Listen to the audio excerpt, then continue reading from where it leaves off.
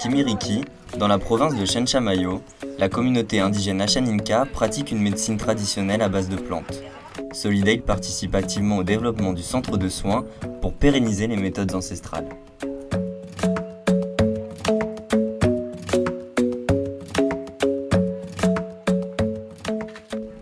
La grande diversité de plantes cultivées et conservées au centre sont utilisées par les praticiens et chacune d'entre elles a une fonction particulière.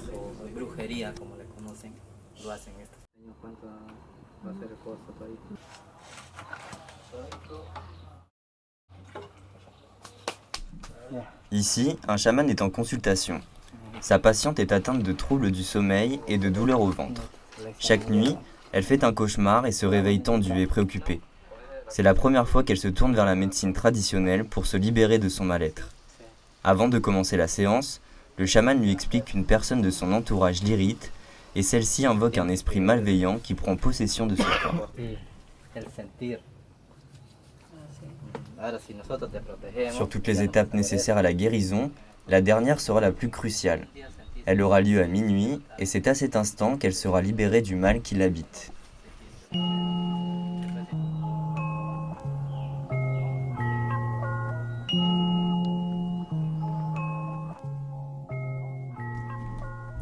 En Amazonie, l'usage de la plante de tabac est purement médicinal et s'emploie dans un but spirituel depuis des générations.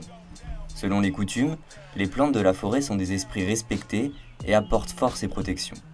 Lors de cette séance, appelée tabaquero, l'emploi de la cigarette permet de protéger aussi bien le chaman que le patient de toutes les mauvaises choses extérieures.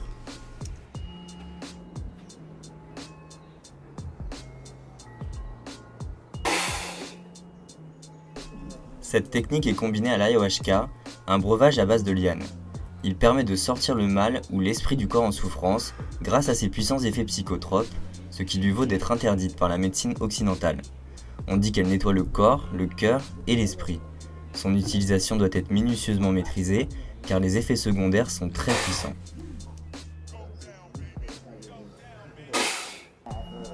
Après la séance, le patient devra boire le breuvage concocté par le chaman. Cela doit se faire uniquement la nuit pour éviter les visions hallucinogènes.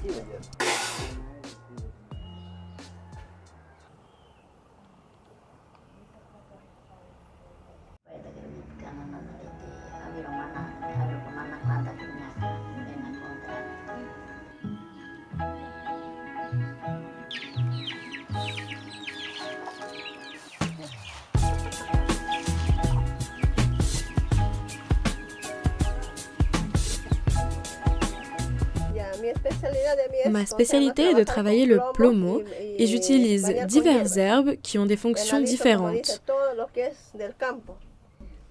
J'utilise tout ce qui provient de la nature et c'est avec cela que je travaille au quotidien.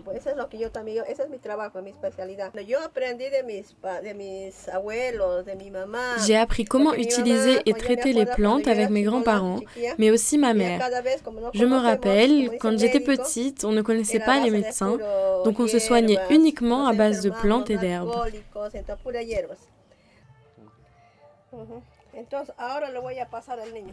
Le plomb, plomo en espagnol, est un métal qui est largement répandu dans l'environnement, que ce soit dans des gisements naturels ou en raison de leur large utilisation dans l'industrie.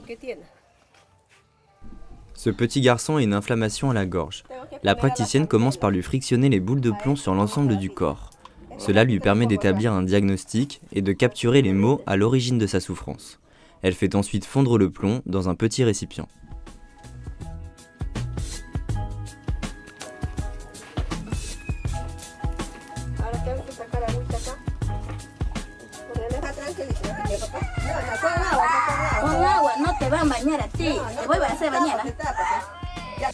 Elle verse le plomb fondu dans un verre d'eau froide qui se solidifie. Certaines formes apparaissent et elle en fait la lecture pour connaître la cause du mal.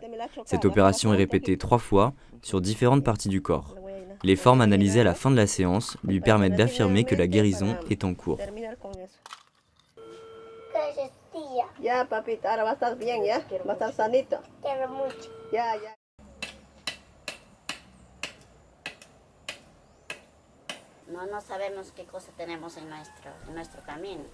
Nous ne savons pas ce que nous avons dans notre corps.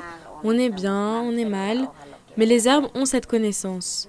Il est vrai qu'on ne voit pas toujours qu'on est malade, mais pendant la vaporisation, la lecture des feuilles dans les plantes utilisées donne des informations sur le mal-être.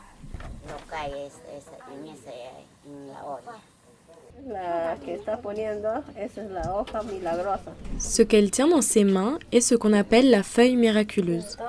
Elle sert pour guérir du froid, des douleurs ou encore du mal-être.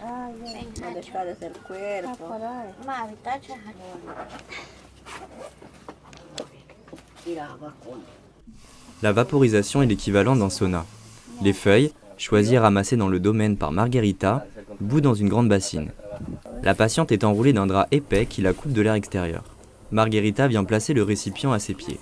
Pendant ce temps, des pierres chauffent sur le feu et elles vont être placées au fur et à mesure dans la bassine. Elles servent à provoquer la vapeur. 4 pierres sont nécessaires pour aider la patiente à évacuer ses problèmes de santé. Après la vaporisation, Margherita sort les feuilles de la bassine pour faire part de ses observations. Et c'est son neveu, le chaman, qui a les capacités de savoir qui ou quoi est responsable de son mal-être.